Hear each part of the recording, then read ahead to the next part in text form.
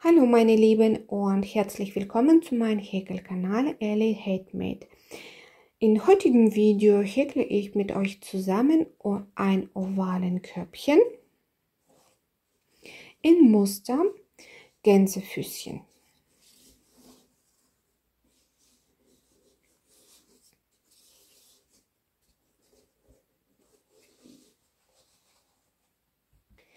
Diesen Körbchen habe ich gehäkelt aus Polyesterschnur 5 mm und ich habe fast die ganze Rolle verbraucht. Das ist alles, was geblieben ist aus einer Rolle. Also in so einer Rolle sind ca. 100 Meter. Dann habe ich benutzt die Häkelnadel 5,5, 4,5 Häkelnadel habe ich benutzt, um den Boden umzuhäkeln, Schere und Feuerzeug. Mein ovales Holzboden sieht so aus, solange es nicht umgehäkelt ist. Wenn ihr genau wissen wollt, wie man einen ovalen oder einen runden Holzboden umhäkelt, von einiger Zeit habe ich ja schon ein Video davon gemacht, könnt ihr gerne nachschauen. Und Link dazu werde ich dann in Infobox hinterlassen. Ich habe ja schon ein paar Maschenmarkierer aufgesetzt, und zwar, wir haben 2 gerade Seiten von Oval und 2 runden Seiten. Und ich habe ungefähr die Maschenmarkierer so aufgesetzt, da wo die rundes Teil anfängt von beiden Seiten, und gerade Seite habe ich so gelassen. Und mache ich so, dass ich ja bei der gerade Seiten jede dritte Öffnung verdopple und bei den runden Seiten werde ich jede zweite Öffnung verdoppeln. Das werde ich euch gleich nochmal alles zeigen. Ich werde den Boden mit 2 Runden umhäkeln. Die erste Runde ist Kettmaschenrunde und die zweite besteht aus feste Maschen, da wo wir auch Verdopplung machen. Ich lasse einen Endstück ca. 15 bis 20 cm und beginne an einer Masche. Es ist egal, wo ihr beginnt, und mache dann die erste Runde Kettmaschenrunde. Also in jede Öffnung häkle ich eine Kettmasche. Am Ende der Runde angekommen und schließe die Runde mit nahtlosem Übergang. Also ich nehme jetzt das Endstück und ziehe durch die letzte Öffnung und diese Masche und lasse das Endstück dann raus. Dafür nehme ich jetzt eine kleinere Häkelnadel. Ich gehe jetzt unter diesen beiden Schlingen mit der Häkelnadel durch, nehme das Endstück und ziehe dann auf die andere Seite. Von der Rückseite mit der Häkelnadel da reingehen, da wo das Endstück rausguckt, nehmen wieder uns den Faden und ziehen auf die Rückseite. So haben wir auch nahtlos die Reihe beendet. Die zweite Runde beginne ich an der Masche, wo das Endstück rauskommt, und in diesem Öffnung häkle ich dann 2 feste Maschen. Und wie ich schon gesagt habe, ich werde dann bis zu den Maschenmarkierer jede dritte Öffnung verdoppeln. Also eine Öffnung habe ich schon verdoppelt. Dann häkle ich 2 einzelne Maschen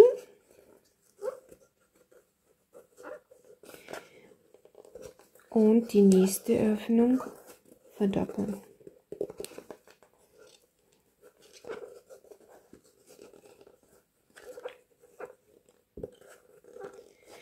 wieder 2 einzelne Maschen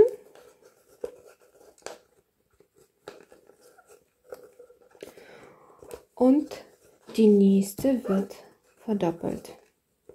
Und das mache ich dann bis zu den Maschenmarkierer. Ich bin jetzt bei den Maschenmarkierer angekommen, also sieht jetzt einmal so aus. Und vorhin habe ich gesagt, dass ich bei den Rundungen von beiden Seiten jede zweite Masche verdopple. Wo ich jetzt angefangen habe zu häkeln, passt leider nicht bei der Rundung. Und zwar, ich mache jetzt Folgendes. Ich werde dann, da wo die Maschenmarkierer sind, die Öffnungen verdoppeln, dann eine einzelne Masche häkeln, wieder verdoppeln, eine, verdoppeln, eine, und hier in der Mitte bleiben mir 2 Öffnungen und in diese jede Öffnung werde ich dann verdoppeln. So, und das gleiche mache ich auf der anderen Seite. Ich habe erstmal gedacht, dass ich jede zweite Öffnung hier verdoppeln kann. Passte es nicht und deswegen habe ich mich jetzt kurz umentschieden, dass man auch die 2 nebeneinander in der Mitte verdoppeln kann. Das zeige ich euch mal.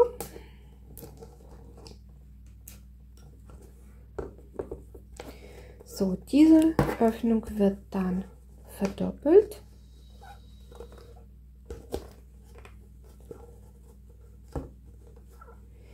In die nächste mache ich dann eine Masche, dann wieder verdoppeln,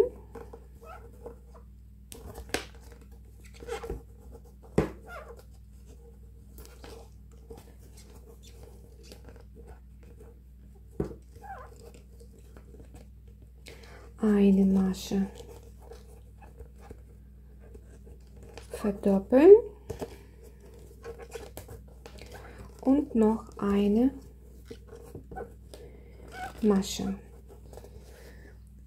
Hier habe ich auch noch mit dem Bleistift markiert, wo ich die Verdopplung mache, und dann bis zu den Maschenmarkierer häkle ich dann, wie ich schon gesagt habe, jede zweite Öffnung verdoppeln. Also in diese 2 Öffnungen häkle ich 2 Verdopplungen. Also einmal, zweimal. Und dann fange ich wieder mal an. Eine Masche und dann verdoppeln.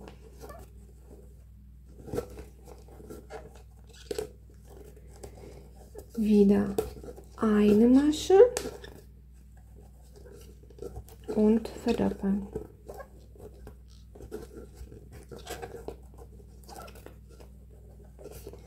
Eine Masche und bei den Maschenmarkierer wird die Öffnung verdoppelt.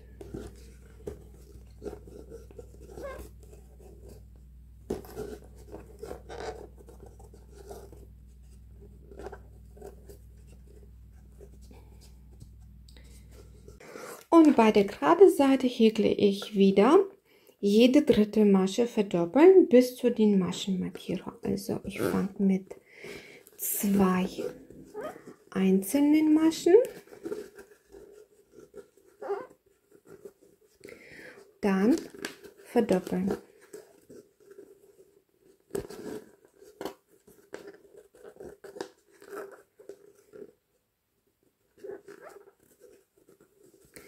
Wieder 2 einzelnen Maschen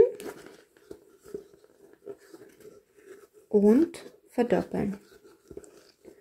Und das mache ich dann bis zu den Maschenmarkierern.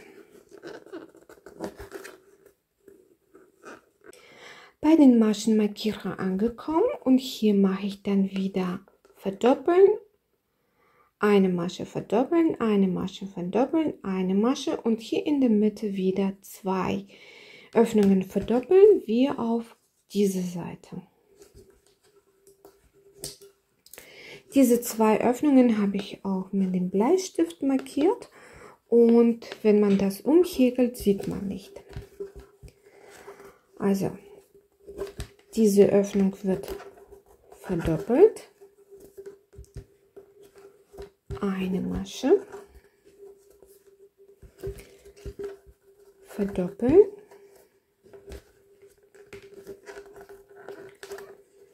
Die nächste Öffnung eine Masche häkeln. Wieder verdoppeln.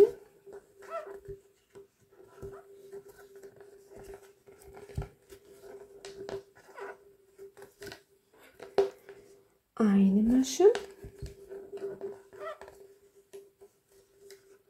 Und hier die 2 Öffnungen häkle ich jeweils in eine Öffnung eine Verdopplung.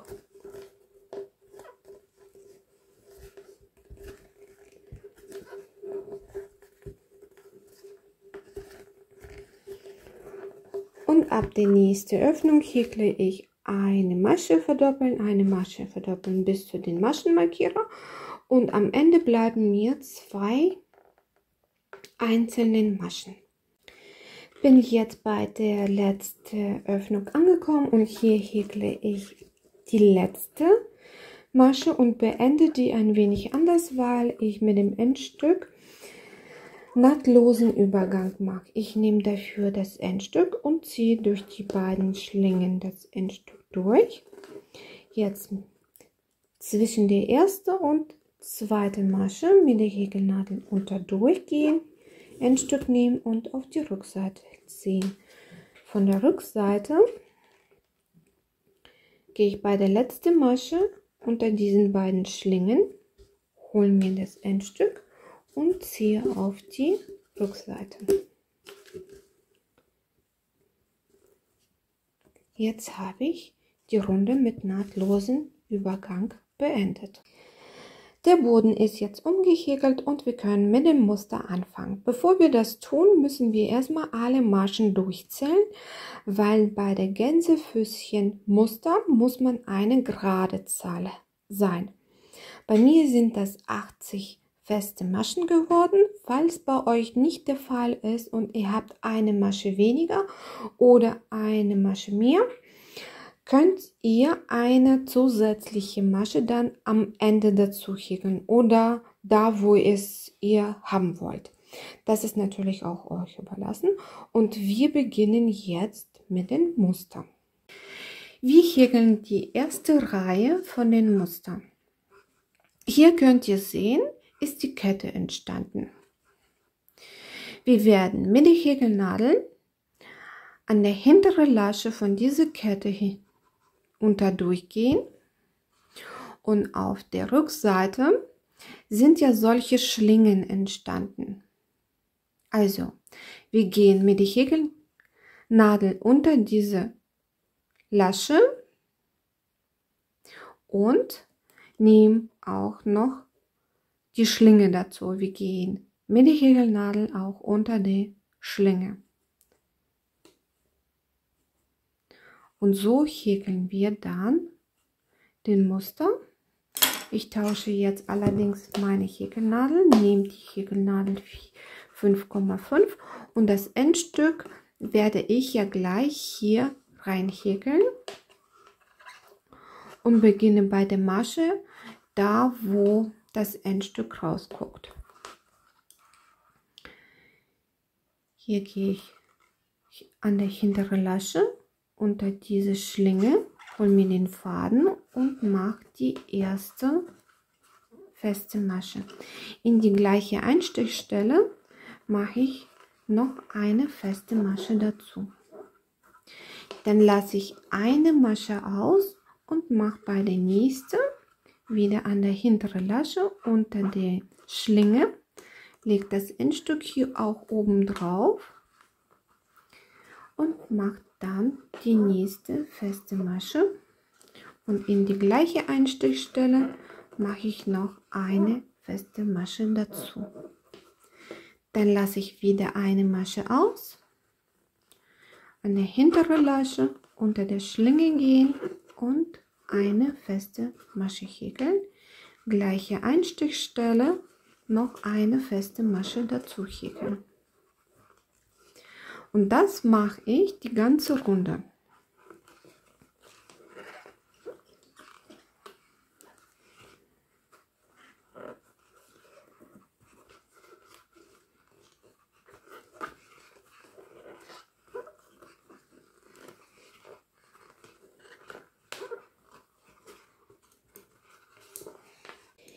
Die erste Runde ist jetzt beendet. Wir beginnen mit der Runde 2 und schließen die erste Runde mit nahtlosen Übergang. Und das geht so: Ich gehe mit der Häkelnadel zwischen der ersten und zweiten Masche, nehme mir diese Schlinge und ziehe auf die Rückseite.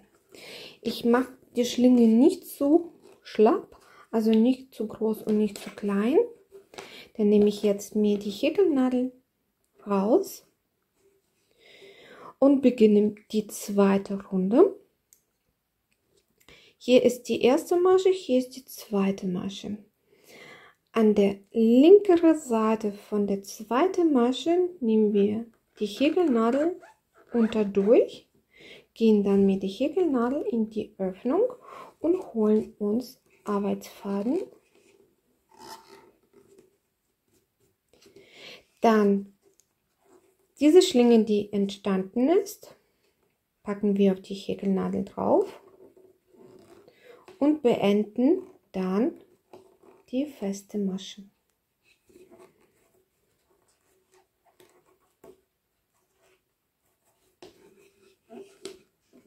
Und in die gleiche Einstichstelle häkle ich noch die zweite Masche dazu.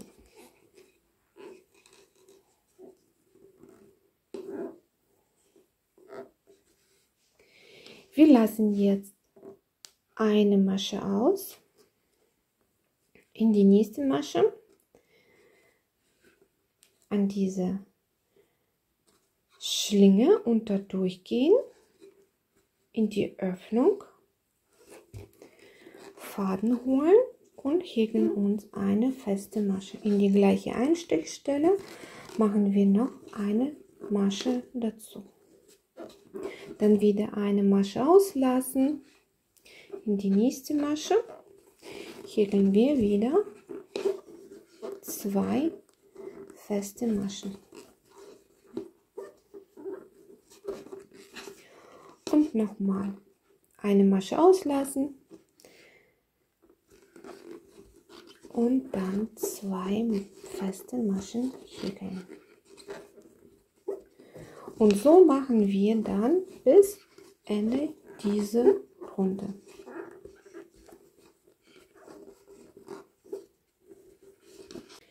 Ich beende jetzt die zweite Runde, mache noch die letzten 2 feste Maschen und schließe die zweite Runde genauso mit nahtlosen Übergang wie die Runde 1. Gehe mit der Häkelnadel von der Rückseite zwischen erste und zweite Masche, nehme mir diese Schlinge und ziehe auf die Rückseite. Mache diese Schlinge ein bisschen fest, nehme die Häkelnadel raus und beginne dann mit der Runde Nummer 3. Gehe bei der zweiten feste Masche in der Runde 2 unter diese Schlinge durch die Öffnung, hole den Arbeitsfaden, packe jetzt diese Schlinge, die entstanden ist, auf die Häkelnadel drauf und mache dann die erste feste Masche. Und in die gleiche Einstichstelle mache ich dann auch die zweite feste Masche dazu. Die Runde 2 ist beendet und Runde 3 gleichzeitig angefangen. Ab dieser Runde werden alle Runden gleich gehäkelt, also eine Masche auslassen, in die nächste Masche häkle ich dann 2 feste Maschen.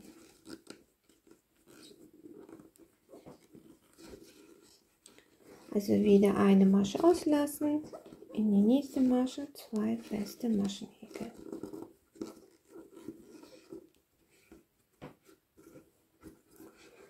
eine Masche auslassen und wieder in diese Masche 2 feste Maschen häkeln.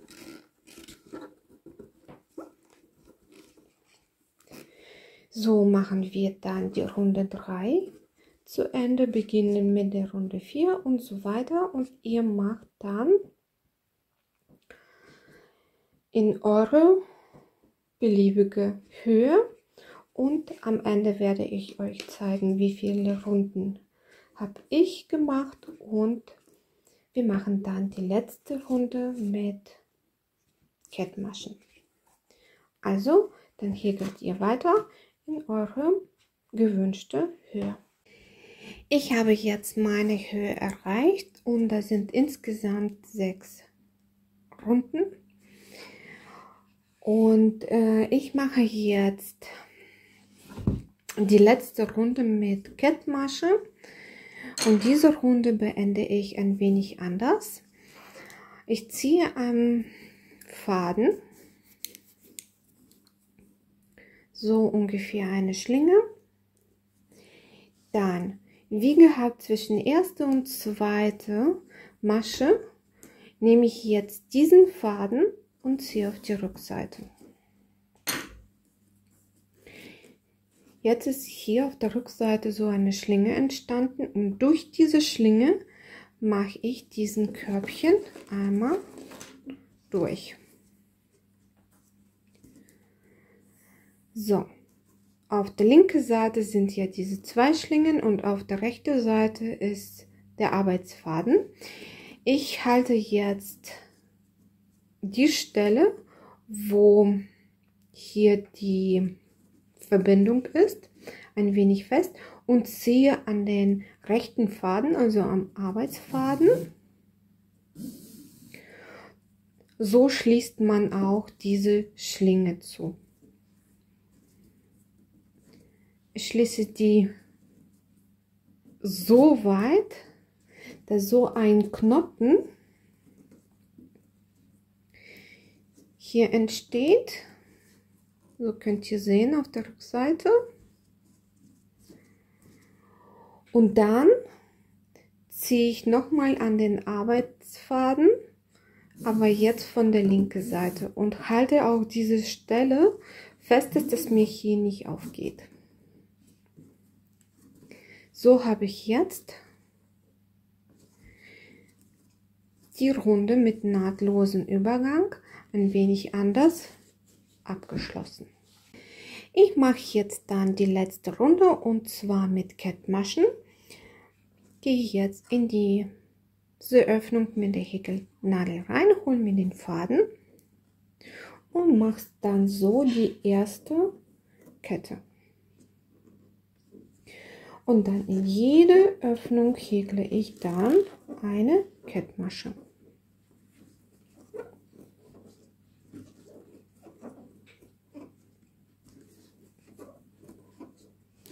Und das mache ich bis Ende dieser Runde. Ich bin jetzt an der Stelle angekommen, da wo wir nahtlosen Übergang gemacht haben, und ich gehe dann unter diese Stelle mit der Häkelnadel durch, hole mir genauso den Faden raus und mache dann auch so eine Kettmasche. Dann schneide ich jetzt den Faden ab und schließe diese Runde mit nahtlosen Übergang. Nehme dafür aber eine kleinere Häkelnadel.